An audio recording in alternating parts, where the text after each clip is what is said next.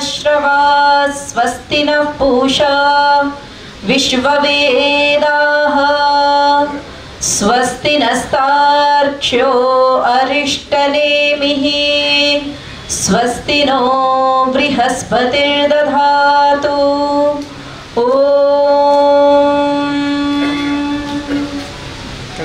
इस सभागार की पवित्र वेदी पर विराजमान समस्त संन्यास्त वृंद के चरणों में मैं नमन समर्पित करते हुए समस्त विद्वत जनों के सम्मुख में अपना प्रणति निवेदन करते हुए और आप सबके सम्मुख अपना एक शुभकामनाएं और इस कार्यक्रम की सफलता के लिए जो आप लोग यहाँ पर बैठे हुए हैं उसके लिए मैं ईश्वर का आभार व्यक्त करती हुई आप सबको भी नमन करते हुए अपनी बात को आरंभ करना चाहती हूँ।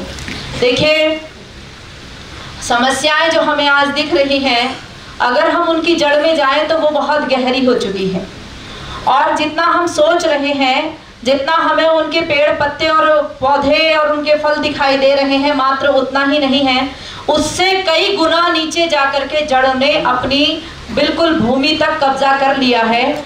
उसका उदाहरण मैं आपको थोड़ा थोड़ा देना चाहती हूँ। देखिए, हमारे यहाँ पर मातृशक्ति को कहा जाता है कि माता क्या है? माता निर्माण करने वाली है। और माता क्या है? पूरा वागाम्भृणी सूक्त एक मातृशक्ति की हुंकार से भरा पड़ा है। पूरा हमारा ऋग्वेद के अनेक मंत्र हैं, पूरे वेदों के अनेक मंत्र हैं और हमारे उपनिषद काल की अनेक माताएं हैं, गार्गी है, मदालसा है, बहुत सारी मातृशक्ति हैं जिन्होंने अपने समय में रहते हुए अनेक शास्त्र और शस्त्रों का संचालन, राज्य का संचालन, एक गुरुकुलों का संचालन बहुत अच्छे से किया है। लेकिन आज हो ये गया है कि हमारे देश की जो मूल आधार है, स्त्री ही ब्रह्मा बभूविथ, स्त्री ब्रह्मा है, स्त्री नाभि है, स्त्री केंद्र है और उस स्त्री को उस केंद्र से हटाने के लिए पूरा विश्व तैयार खड़ा हुआ है और हमारे घरों में उस केंद्र को हिलाने के लिए भी हम तैयार खड़े हुए हैं। कैसे तैयार हैं, इसका मैं एक उदाहरण देना चाहती हूँ। 1950 के लगभग अमेरिका में एक महिला हुई है जिसका नाम है कैट मिलेट। उसने अपनी एक पुस्तक लिखी है सेक्सुअल पॉलिटिक्स और उसको उसने भारत में नहीं, पूरे देश में, पूरे विश्व में इंप्लीमेंट करने के लिए बहुत बड़े बड़े ऑर्गेनाइजेशन को हायर किया और उसके बाद वो यहाँ तक पहुंची। वो लोग, उनकी पृष्ठभूमि ये थी कि उनके यहाँ पर हर काम चर्च के द्वारा ही होता है। जो महिला विवाह करेगी या नहीं करेगी, बच्चे पैदा करेगी या नहीं करेगी, वो मतलब राजा चुनने का तो बहुत देर की बात है। 1932 या 30 के आसपास उनको वोटिंग का अधिकार मिलता है अमेरिका के अंदर। तो वो लोग अपनी स्वतंत्रता के लिए जूझ रहे हैं। स्वतंत्रता कैसी कि हम चर्च से आजादी चाहते हैं, तो उसके लिए उन्होंने एक फेमिनिज्म का एक खाका तैयार किया और खाका तैयार करने के बाद बोले हम भी पुरुषों के बराबर हैं। हमारे देश में तो ये चर्चा करने के लाभ ही नहीं था, क्योंकि जिस समय पे वे पुरुषों के बराबर खड़ी होने की बात कर रही थी, जिस समय पे वे वोट डालने का अधिकार मांग रही थी, उससे पहले तो हमारे यहाँ उन अंग्रेजों से युद्ध करके रानी चेन्नम्मा उनको कई बार हरा चुकी थी। हमारे यहाँ पर झांसी की रानी उनको हरा चुकी थी। हमारे यहाँ पर रानी गाइडिंगली उनको हरा चुकी थी। रानी दुर्गावती का हमारे सामने उदाहरण है। हमारे सामने पता नहीं कितने महिलाओं का उदाहरण है कि यहाँ पे कभी वोट मांगना, बराबर का अधिकार मांगना, इसके तो कोई प्रश्न ही नहीं बनता। हमारे यहाँ तो महिला के पास सारी शक्ति है, एक मातृशक्ति के पास पूरा सामर्थ्य है और उस सामर्थ्य को मांगने के लिए अलग से कोई मूवमेंट चलाने की कोई आवश्यकता हमारे देश में नहीं थी। लेकिन वहां से लोगों ने कहा कि हम भारत की महिलाओं को आजादी देंगे। हमारी बहन को भी बहुत पसंद आया। आजादी किस चीज की चाहिए? आजादी क्या हम आजाद नहीं हुए या हमें आजादी नहीं है? महिला को आजादी देने के लिए उन्होंने कहा कि एक महिला को किससे आजादी चाहिए? पढ़ा लिखा तो हम वैसे भी रहे हैं। आज हमारे घर की बेटी पढ़ लिख रही है, खा पी रही है, अच्छा सब बराबर का सब चल रहा है, लेकिन उसके बाद भी आजादी चाहिए। वो कौन सी आजादी चाहिए? तो उन्होंने कहा कि सबसे पहले परिवार से आजाद हो जाओ, परिवार से आजादी ले लो। क्यों? परिवार आपको बार बार रोकता है, टोकता है, कहाँ जा रही हो, कहाँ खड़ी थी, कैसे खड़ी थी, किससे बात कर रही थी, इस रोकने टोकने से आजादी पाओ। तो वो बालिका हमारी, उसको बड़ा अच्छा लगा कि हाँ भाई सही बात है, मुझे तो बहुत ज्यादा रोका टोका जाता है। वो घर से बाहर निकल गई और घर से बाहर निकल करके उन्होंने कहा कि और ज्यादा आजाद हो जाओ। बोले किससे? इन सामाजिक बंधनों से आजाद हो जाओ। तो सामाजिक बंधनों से जब आजाद हो गई तो कहाँ गई जी? बोले सामाजिक बंधन क्या है? ये विवाह का बंधन है, एक गृहस्थ का बंधन है। जब ये गृहस्थ का बंधन नहीं होगा तो तुम्हें और ज्यादा आजादी होगी। तो फिर वो कहाँ गई? फिर वो लिव इन में चली गई। और लिव इन में लाने के लिए उसको बड़े बड़े प्रलोभन, बड़े बड़े एडवर्टाइजमेंट, बहुत बड़ा बड़ा पैसा लगाया गया। सब कुछ करने के बाद हमारी बच्ची कहाँ चली गई जी? लिव इन में चली गई। उसको परिवार नहीं बसाना आज।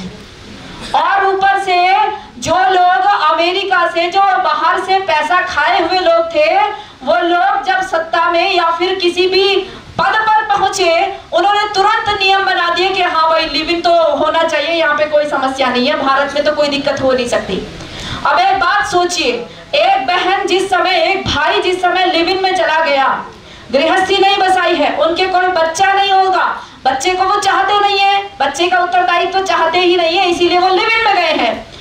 और जब वो लिव इन में जा रहे हैं, उनका कोई गृहस्थी नहीं है, उनका कोई सास नहीं है, कोई ससुर नहीं है, कोई ननद नहीं है, कोई जेठानी नहीं है, कोई संबंधी नहीं है, और ऊपर से पति भी नहीं है। जब वो कितने दिन का भोग भोगेंगे?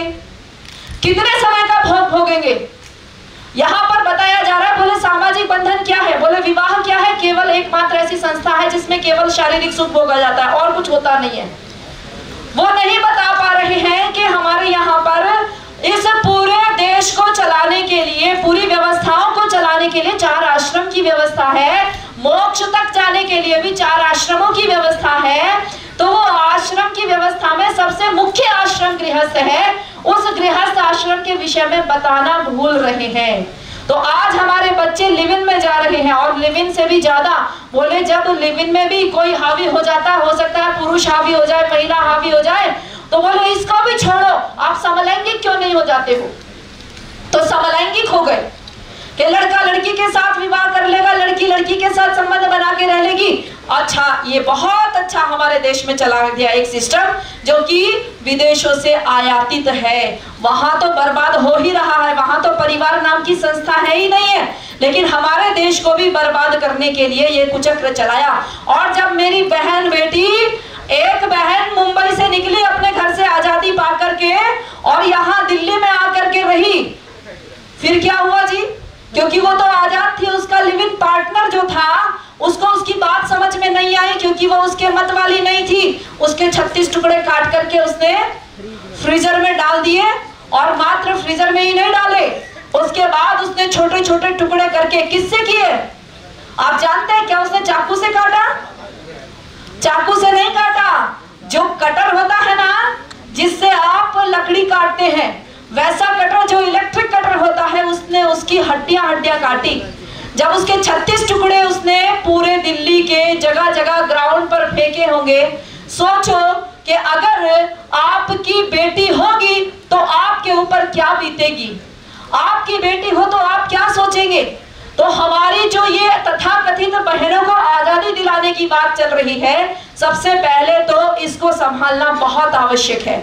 नहीं तो हमारी बहन आजादी के चक्कर में लिव इन में जाकर के किसके साथ रह रही है ये हमें नहीं पता। बहुत बुरी अवस्था हो चुकी है। हमारी जो बेटी है बहुत अच्छी कंपनी में काम करती है, उस कंपनी में काम करने वाला कोई ऐसा युवक आता है जो उसको नहीं पसंद करता, लेकिन वो क्या करता है? एक मछली की तरह दाना फेंकता है।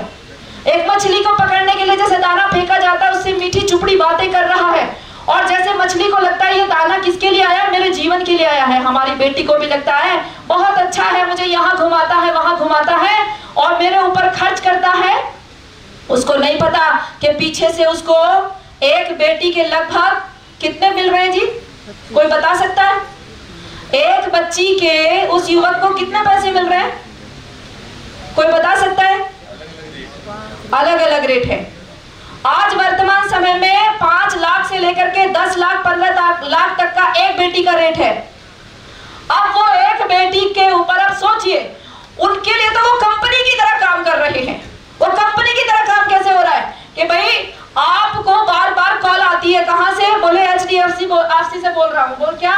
बोले आपको ऑफर आया है क्रेडिट कार्ड पर। तो आप क्या करते हैं? कभी सुन लेते हैं, कभी ऑफर ले लेते हैं, कभी नहीं लेते। उसी तरह से उनके भी ऑफर चल रहे हैं। उन्होंने एक बच्ची को, जो कि सोशल मीडिया पर है, कहीं पर भी है, उसको 5 लाख रुपए पीछे से मिलने, 8 लाख रुपए पीछे से मिलने हैं। उसने एक बच्ची के ऊपर 2 लाख रुपए खर्च कर दिया। अगर उसने एक बच्ची के ऊपर 2 लाख रुपए खर्च कर दिया, उसको तो 8 लाख रुपए मिलने, तो 6 लाख तो उसकी बचत हो गई ना जी। कितने दिन की इन्वेस्टमेंट की उसने, कितने दिन की भागदौड़ की, उसको मिले लगभग 2 महीना, कोई लड़की 3 महीना, कोई लड़की 6 महीना, बस इतने दिन में हो गया। आप जानते हैं जिस बच्ची के 35 टुकड़े हुए, उसके बाद भी वो युवक 12 लड़कियों के संपर्क में था। 12 लड़कियों के संपर्क में होने के बाद वो युवक, जब वो उस बेटी की, हमारी बच्ची की जो टुकड़े थे, उसको फ्रीजर में रखने के बाद भी वो उन लड़कियों को ले करके अपने रूम में आया करता था। उसी फ्रिज में कोल्ड ड्रिंक रखता था जिसमें उसके टुकड़े कटे हुए थे, और उन्हीं कोल्ड ड्रिंक को पी करके वो लड़कियां वहां पर उसके साथ में संबंध बना रही थी। और हम लोग सब, उसके बाद घटना हो गई, सब कुछ हो गया, केरला स्टोरी आ गई। और क्या चाहिए भाई? और क्या चाहिए जागरूक होने के लिए? और क्या चाहिए हमें समझने के लिए? और हमारे बच्चे आज ये समझने को तैयार नहीं है, क्योंकि हम भी समझाने को तैयार नहीं है। हम भी बिजी हैं, हम भी केवल पैसा कमाने में व्यस्त हैं। याद रखो, हमारे यहाँ पर चाणक्य महाराज ने कहा था कि धर्म का पालन कब होगा? बोले धर्मस्य मूलम अर्थः। धर्म का मूल है अर्थ। आप अर्थ कमाएंगे तो आप धर्म का पालन बहुत अच्छे से कर पाएंगे। लेकिन उन्होंने अगली बात बहुत अच्छी कही है, जो मुझे बहुत पसंद आती है। उन्होंने कहा कि अर्थस्य मूलम किम? अर्थस्य मूलम राज्यम। जिस विचारधारा का राज्य होगा, उस विचारधारा की कमाई चलेगी, उस विचारधारा का अर्थ होगा, और उसी विचारधारा की धार्मिक क्रियाएं होंगी। अगर आपके पास आपकी राज्य व्यवस्थाएं आपके अनुसार नहीं है, तो फिर आप वहां पर कमा नहीं सकते, आप अर्थ नहीं कमा सकते। तो धर्म तो भूल जाइए। धर्म हमारा कोई कर्तव्य पूरा नहीं होगा, ना आप शादी कर पाएंगे, ना ब्याह कर पाएंगे। आप पाकिस्तान की हालत देख लीजिए। आज कोई बड़ा से बड़ा व्यापारी भारत का क्या पाकिस्तान में जाकर के व्यापार करना चाहेगा? क्यों नहीं करना चाहेंगे? क्यों नहीं करना चाहेंगे जी? 100 साल पहले तो वो हमारी भूमि है, हमारे देश की भूमि है। 72-75 साल पहले हम लोग रहते थे वहां पर। एक सीमा ही तो बढ़ी है, क्यों नहीं करना चाहेंगे? क्यों? क्योंकि जो राज्य है ना, जिसपे सत्ता पर कब्जा है जिन लोगों का, वो लोग वहां पर सरेआम आपकी बेटी को उठा करके, 13-13 साल की, 12-12 साल की बेटी को उठा करके ले जाते हैं, और वहां कोई कुछ नहीं कर सकता। वहां की तो आप छोड़ दीजिए, अब आप अपने देश में आ जाइए। आप अपने देश में रहते हुए भी आपकी बेटी आ रही है, थाने तक पहुंच रही है, आपके घर को भी खबर पहुंच रही है, लेकिन इतना गोल घेरा बना हुआ, इतना सिस्टम नीचे से लेके ऊपर तक पूरा सिस्टम उनका हायर किया हुआ है कि आप अपनी बेटी को चाह करके भी समझा नहीं सकते। जब हो जाता है, जब चिड़िया खेत चुग जाती है, उसके बाद केवल रोने के अलावा कुछ नहीं बचता। माता पिता कह रहे कि जैसे हमने पालन किया, हमने बड़ा किया, तो जैसे हमारा घर तो सराय था, हमारा घर तो केवल खाने पीने ऐश करने के लिए था, उसके बाद जब ऐश हो गई तो उसके बाद दूसरे के साथ में ऐश करना है। तो अपने बच्चों को समझाने के लिए सबसे पहले तो जी हमें अपने गृहस्थ का सुधार करना पड़ेगा। अपने आप को, अपने बच्चों को टाइम देने के लिए फ्री होना पड़ेगा। जो हमारे यहाँ पर कहा, क्रीडन्तौ पुत्रैः नृभिर्मोदमानौ स्वस्थकौ। अपने नाती पोतों के साथ खेलते हुए वृद्धावस्था को आप प्राप्त करो, ऐसा वेद मंत्र कहता है। नाती पोतों के साथ बहुवचन की बात कही गई है, एक वचन की बात नहीं है। आज हम सबके घरों में कितने बच्चे हैं जी? आचार्य जब हमें बाहर भेजता है ना, समावर्तन संस्कार होता है, गुरुकुल के बच्चे यहाँ पर बैठे हुए, जब हमारा समावर्तन संस्कार होता है तो हमारे गुरुजन क्या कहते हैं? आचार्याय प्रियम धनम आहृत्य प्रजातंतुम मां व्यवच्छेत्सि। बोले आचार्य का सबसे प्रिय धन, बेटा अगर तुम कोई दक्षिणा देना चाहते हो तो सबसे प्रिय धन है तुम्हारी प्रजा। उस प्रजा को ला करके तुम मेरे पास देना, मैं उसका पुनर्निर्माण करूंगा जैसे मैंने तुम्हारा किया है। अब वो प्रजा आज हमारे घर में है क्या जी? एक बच्चा है, जैसे तैसे करके उसको भी हम ऐसे पाल रहे हैं जैसे गमला रखा होता है ना मेज पे, जैसे गमला रखा होता है, ना धूल लग सकती है, ना मिट्टी लग सकती है, ना धूप लग सकती है, वो बाहर रखा जाएगा तो थोड़ी देर में मुरझा जाएगा। ऐसे बच्चे, ना उनको समाज से मतलब है, ना उनको राष्ट्र से मतलब है, ना उनको अपने परिवार से मतलब है। हमने कौन सी पीढ़ी तैयार कर रहे हैं, कौन सी पीढ़ी हमने तैयार की है। आज एक बेटी इंस्टाग्राम पर जब फूहड़पन से नाचती हुई अपनी वीडियो पोस्ट करती है तो दूसरे लोग कितना आनंद लेते होंगे, वाह ये निकल करके आई है एक लड़की। ये तो आसान शिकार है। आसान शिकार कैसे है, समझो इस बात को। जब आप सोशल मीडिया पर कोई काम करते हैं, यहाँ पर बहनें बहुत संख्या में बैठी है, मैं इस बात को कहना चाह रही हूँ, और पुरुषों के भाइयों के सामने भी मैं इसलिए कहना चाह रही हूँ कि क्या हम लोगों का स्वाभिमान इतना नीचे गिर गया है कि एक महिला के अपमान का बदला लेने के लिए, महिला के अपमान का बदला लेने के लिए 2 पुरुष अयोध्या से निकल रहे हैं और 2 लाख की संख्या में श्रीलंका पर पहुंच रहे हैं और जाकर के रावण की सोने की लंका का दहन कर रहे हैं, उसको ललकार रहे हैं। हमारा पौरुष आज हमें धिक्कारता नहीं है। आज हमारा पौरुष कहां चला गया है कि जो हमारी बहन बेटियों की रक्षा करने के लिए भी तैयार नहीं होता। हम भी आज केवल नाच रहे हैं, गा रहे हैं, और हम लोग केवल नाइट क्लब में जाकर के अपने जीवन की इतिश्री समझ रहे हैं। हमें लगता है कि हम 2-4 नारे लगा लेंगे तो हम लोग राष्ट्रवादी हो जाएंगे। अरे राष्ट्रवादी होना और इस जीवन को बचाना, इस जीवन को नहीं, इस बेटियों के संसार को बचाना क्यों है, ये समझने की बात है। एक बेटी जब किसी विधर्मी के घर पर जाती है तो केवल एक बेटी नहीं जाती, उसके साथ में पूरा राष्ट्र जा रहा होता है। क्यों जा रहा होता है? क्योंकि उसकी कोख से जो बच्चा पैदा होगा, यदि आपके घर में पैदा होगा तो वो राम की जय बोलने वाला बच्चा पैदा होगा। और जब आपके घर में नहीं है, वो किसी विधर्मी के घर में जाकर के बच्चा पैदा करेगी। पहली बात तो आपके घर में होगी तो 1 या 2 बच्चे पैदा करेगी, वहां जाएगी तो 12-12 बच्चे पैदा करेगी। नहीं करेगी तो उसके सारे ऑर्गन्स निकाल करके इंटरनेशनल मार्केट में बेच दिए जाएंगे, जो कि करोड़ों की लागत में होते हैं। अगर उसको ब्लैकमेल में भी बेचा गया, अगर उसको उसके सारे अंगों को ब्लैकमेल में भी बेचा गया, तब भी उस लड़के को वो 60-70 लाख रुपया अपने अंगों से, कटे हुए अंगों से दे जाएगी। कौन इन्वेस्टिगेशन करेगा, कौन जाएगा, किसको इतनी फुर्सत है? यहाँ तक कि मुझे अपने आप में इतनी शर्म आती कि हमारे लोग ऐसे हो गए जिनकी बेटियां मरती हैं, जिनकी बेटियां जाती हैं, उन लोगों को भी ये नहीं लगता।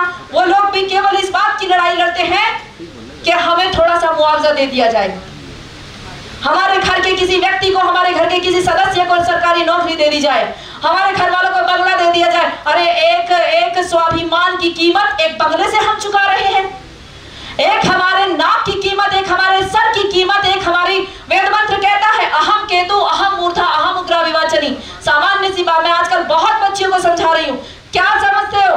मैं वेद मंत्र कहता है कि एक महिला कह रही है मैं इस राष्ट्र की ध्वजा हूं। सोचो कितना सुंदर शब्द है ये, सामान्य नहीं है ये ध्वजा शब्द। ये कपड़ा है ना जो मैंने पहना हुआ है, ये खराब हो जाएगा, ये जिस दिन जर्जर हो जाएगा मैं इसका पोछा बना दूंगी।